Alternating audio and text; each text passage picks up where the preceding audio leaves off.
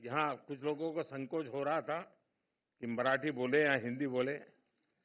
मेरा बीच में नाता टूट गया, वरना मेरा सौभाग्य था कि मुझे 2 या 3 किताबों का मराठी से मैं गुजराती करने का सौभाग्य मिला है।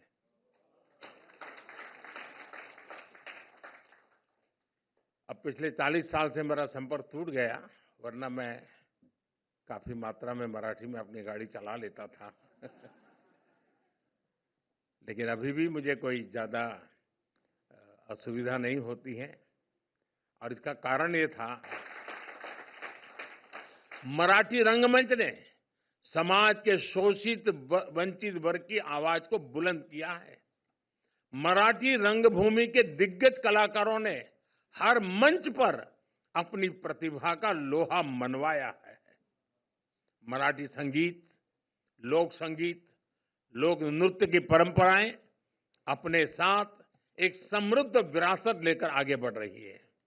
बाल गंधर्व डॉक्टर वसंतराव देशपांडे, भीमसेन जोशी, सुधीर फडके, मोगूबाई कुर्डीकर, या फिर बाद के युग में लता दीदी, आशाताई, शंकर महादेवन, अनुराधा पौडवाल जी जैसे दिग्गज लोगों ने मराठी संगीत को एक अलग पहचान दी है। मराठी भाषा की सेवा करने वाले व्यक्तित्वों की संख्या इतनी विशाल है, मैं उनके बारे में बात करूं तो पूरी रात निकल जाएगी। साथियों, मेरा सौभाग्य रहा, यहाँ कुछ लोगों को संकोच हो रहा था कि मराठी बोले या हिंदी बोले। मेरा बीच में नाता टूट गया, वरना मेरा सौभाग्य था कि मुझे 2 या 3 किताबों का मराठी से मैं गुजराती करने का सौभाग्य मिला है।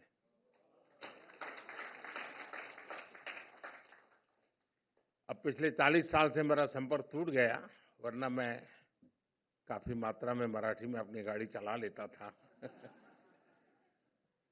लेकिन अभी भी मुझे कोई ज्यादा असुविधा नहीं होती है, और इसका कारण ये था कि मैं जब प्रारंभिक मेरा जीवन था,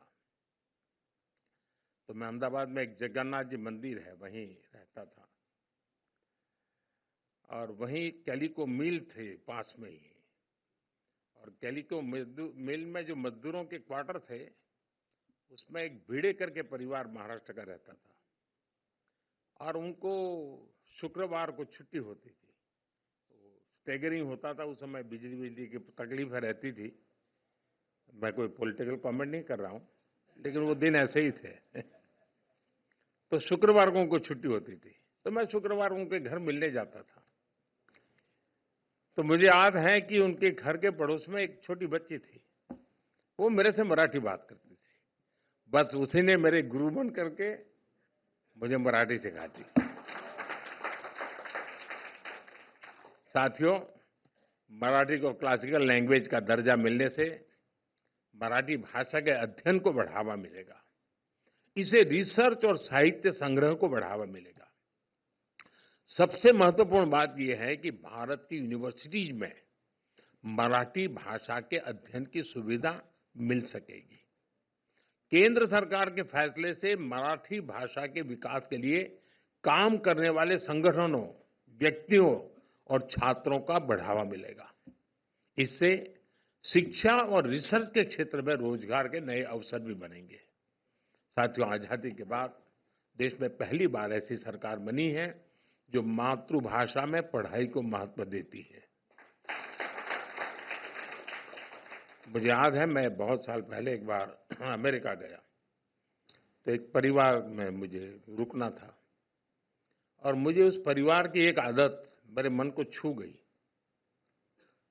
मूल वो तेलुगु परिवार था, लेकिन उनके घर में नियम था, लाइफ तो अमेरिकन थी, जीवन तो वहीं का था, लेकिन नियम था कि कुछ भी हो जाए, शाम को खाना खाते समय टेबल पर परिवार के सब लोग साथ बैठेंगे।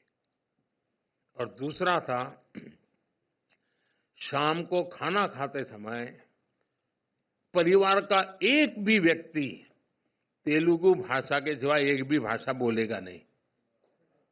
उसके कारण वहां जो बच्चे पैदा हुए थे वो भी तेलुगु बोल लेते थे। मैंने देखा है, मार्क्सियन परिवार में जाएंगे तो आज भी सहज रूप से आपको मराठी भाषा सुनने को मिलेगी। बाकी लोगों का ऐसा नहीं है, छोड़ देते हैं, फिर उनको हेलो हाउ करने में मजा आ जाता है। साथियों, नई नेशनल एजुकेशन पॉलिसी के तहत अब मराठी में भी मेडिकल और इंजीनियरिंग की पढ़ाई संभव हुई है।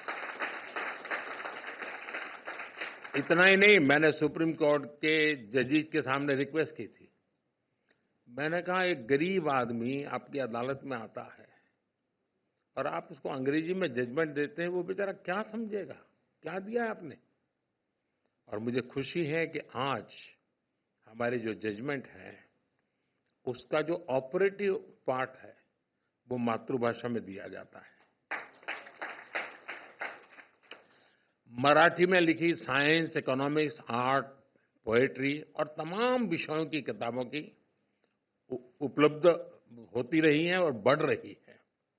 हमें इस भाषा को व्हीकल ऑफ आइडियाज बनाना है ताकि हमेशा जीवंत बनी रहे।